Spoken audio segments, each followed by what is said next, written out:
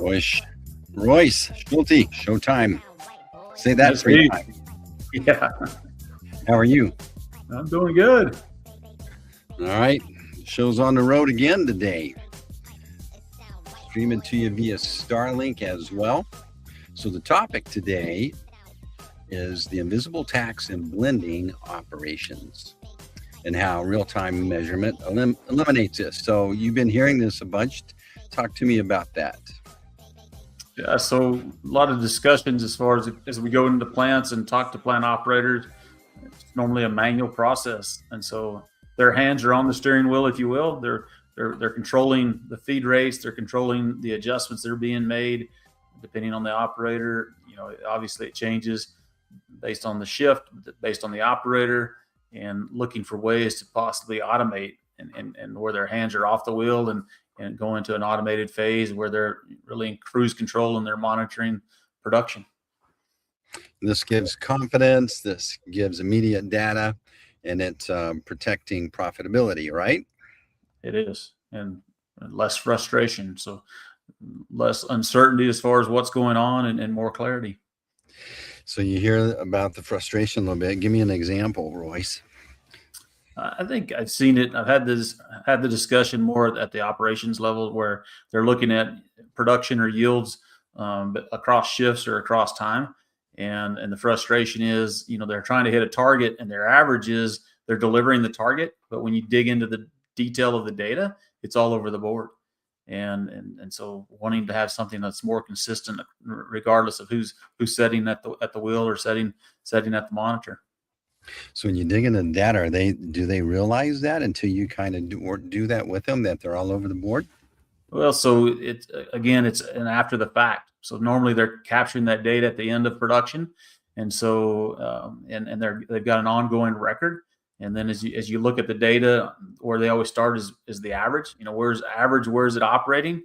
Which looks pretty good. But then when you start looking below that, then all of a sudden things become very clear as far as the variability of the process.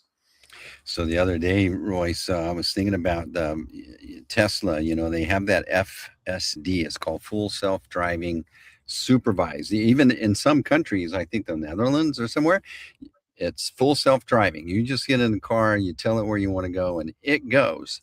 And it struck me that the insurance companies were giving them, will offer them a 50% discount if they're using FSD. And the point that it was really highlighting to me is that the weak spot is the human in the loop. And if you can take the human out of the loop, then less accidents, less injuries, less mishaps. And it's the same thing here. That's what you're offering as a way to remove the human guessing out of the loop. Yeah. Yeah, and I think it starts with having confidence as far as what's being measured and how that automation is actually performing. So it's a little difficult, I think, at times to make that leap and that jump to go from what's manual to automated. But as long as there's a clear process to get there and a means to build that confidence internally, where people feel comfortable, right, making that transition. So I'm going to bring a infographic to the stage and let's talk about that. Welcome to the stage, infographic. So Royce, I'm impressed. You've been generating these infographics and you're using Notebook LM to help clearly communicate, before and after it, what the transformation looks like. And this is amazing.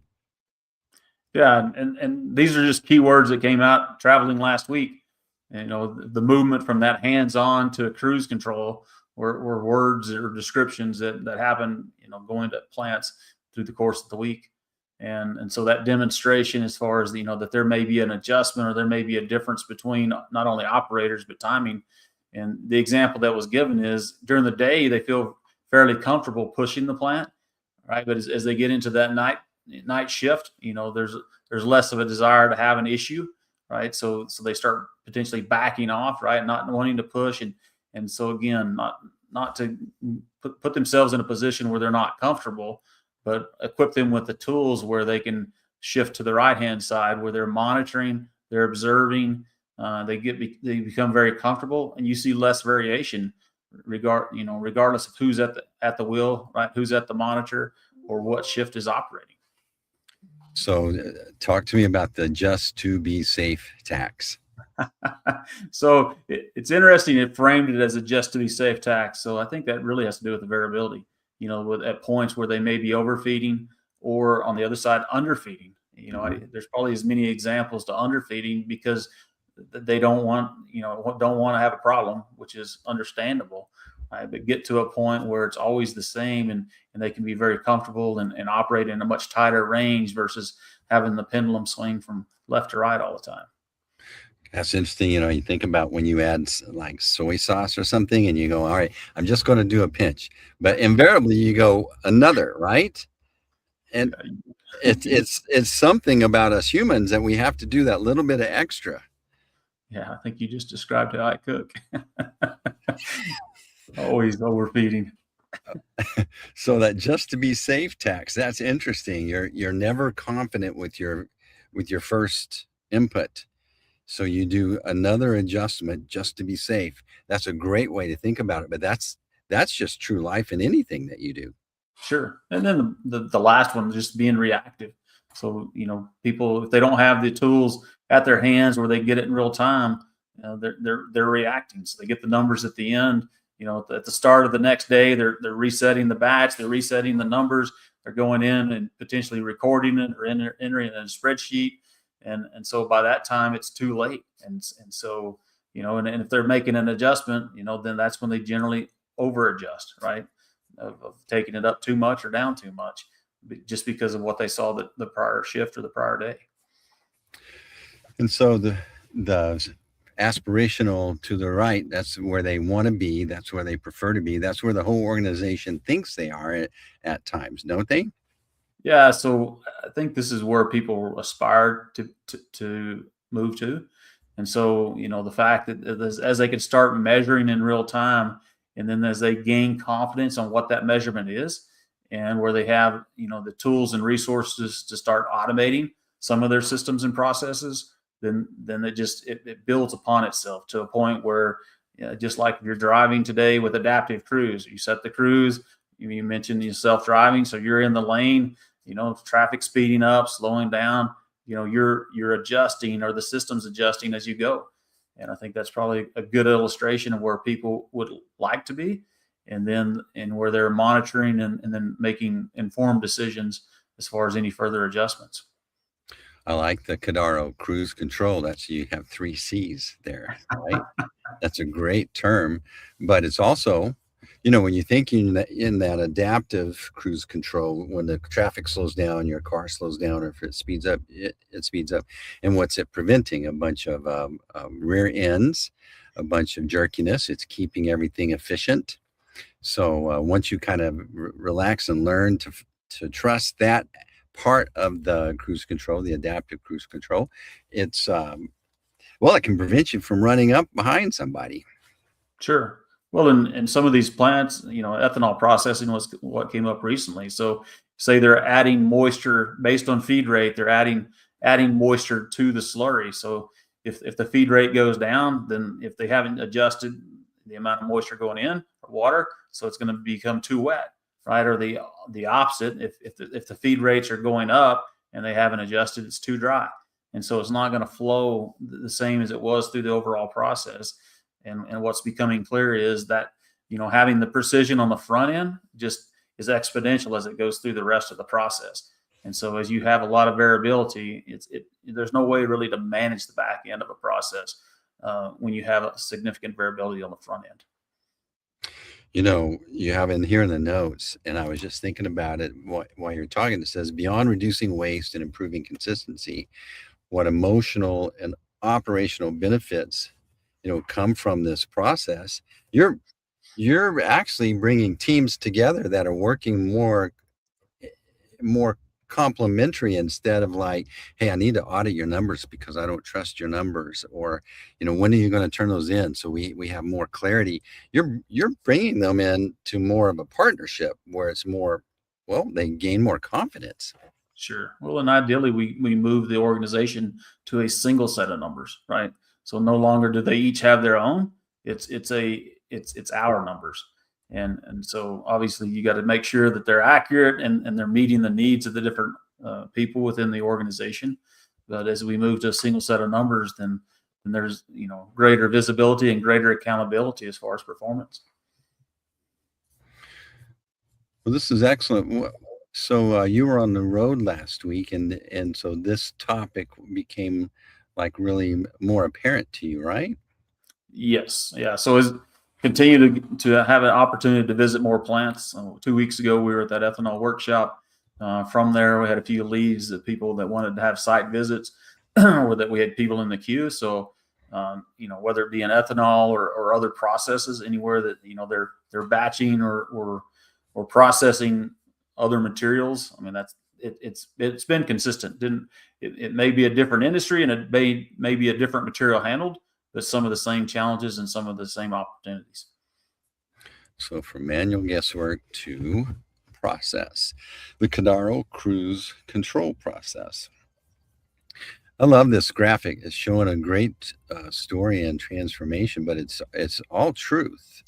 When you can get everybody on the same page, when you become more of a team looking at data you trust, then instead of like doubting your outcomes, you're starting to be proactive, and then you can start to dream on what other benefits the plant can take from this. What's one surprising comment or output that you've seen recently from the Cadaro cruise control process? I think what's becoming obvious is a lot of the industry wants to have automation, right? They want to be operating on that right hand side. It's just maybe they lack the tools, right, to move them over there. And so it's not taken away from how people are operating. It's amazing what they're able to get done, but just adopting new technology seems to be, or having technology that they can embrace to move them to the right hand side of the equation. And I remember that's pretty surprising to me. I mean, as we've had new people come into this, they expect that a lot of these plants are operating more as an autonomous type function, and they're just not. Remember back in the day when we started to see social media, and real quick, every business had an expectation of social media, and it's from all the bombardment that everyone's getting on social media. And so they realize they need to have an expectation of their business to take advantage of this. I think that's a similar situation that you're ahead of the curve on, Royce, is that more and more businesses are expecting to have automation in place, or they know they're going to adopt automation in some form. They just don't know the Cadaro option is something that they can expect yet until they run into you. Yeah. Well, and to that end, I mean, we're hearing there's a lot of interest in AI, and to ultimately integrate AI into these plants, you've got to start with good data that you have confidence in.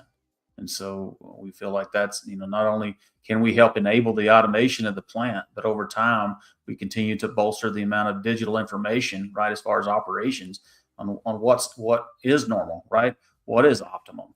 And then, with the use of new technologies like AI, where it can look over reams of data, right, to help, continue to improve the process. Wow. So you're actually helping sift gold out of all this dust and all this stuff that's flowing around, collect it and organize it and build a data set that this AI can refer to give them even more insights that they didn't have before. Yeah. I mean, we're just like the heart monitor. We're showing precisely what's happening at any given moment. And over time, that accumulates to say, here's your performance across a period of time. And then with some of these newer tools, then you can actually look through that data and get a better picture as far as, where are we inefficient and what could we be doing about it?